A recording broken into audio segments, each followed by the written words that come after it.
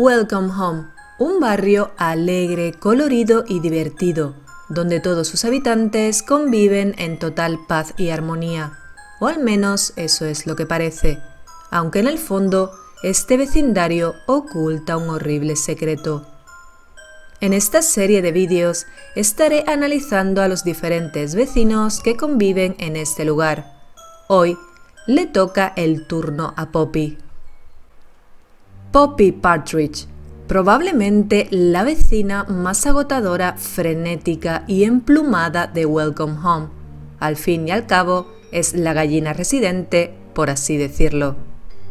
Con su pico torcido y sus plumas quemadas por el sol, siempre se preocupa por todo y siempre se imagina el peor resultado de una situación agradable, aunque nunca está de más tener a un vecino con una tirita a mano.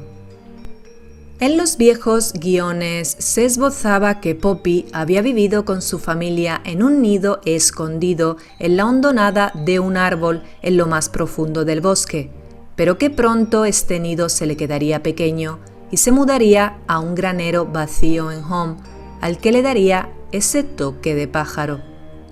Poppy insistió en que podía volar en algunas partes de su diálogo, sobre todo durante su viaje a Home, aunque realmente no hubo nunca pruebas de que pudiera volar a lo largo de la serie.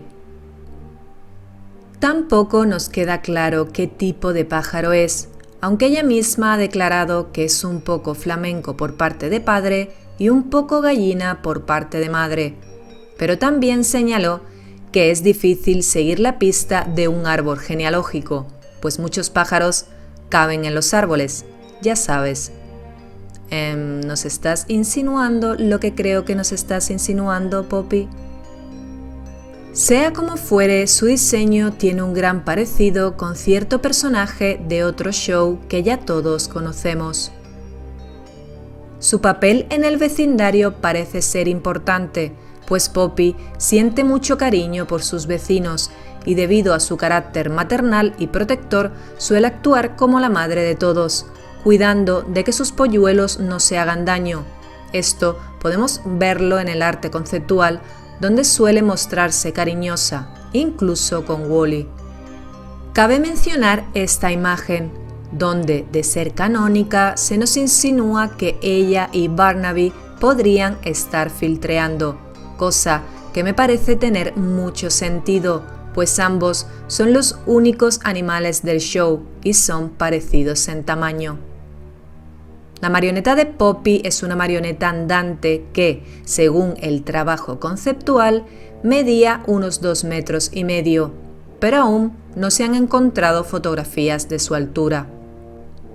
A Poppy rara vez se le veía fuera de su granero y normalmente recibía la visita de los vecinos.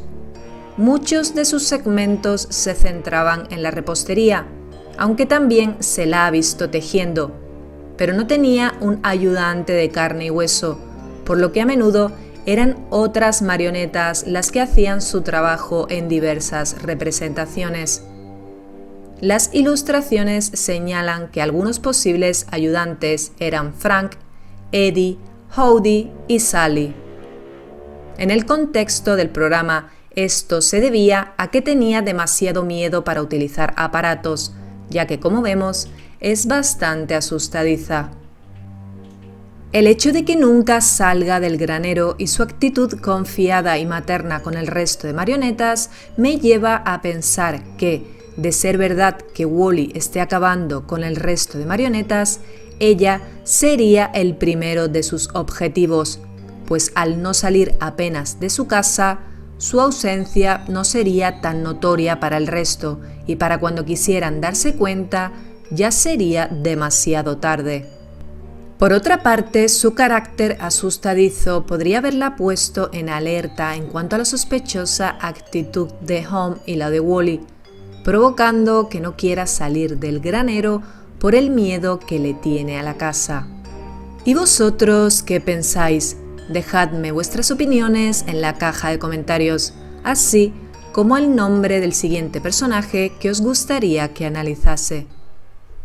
Antes de terminar con el vídeo, quiero enviar un especial agradecimiento a los miembros del canal. Y recuerda, si tú también quieres apoyar al canal de esta forma extra, solo tienes que darle al botón de unirme.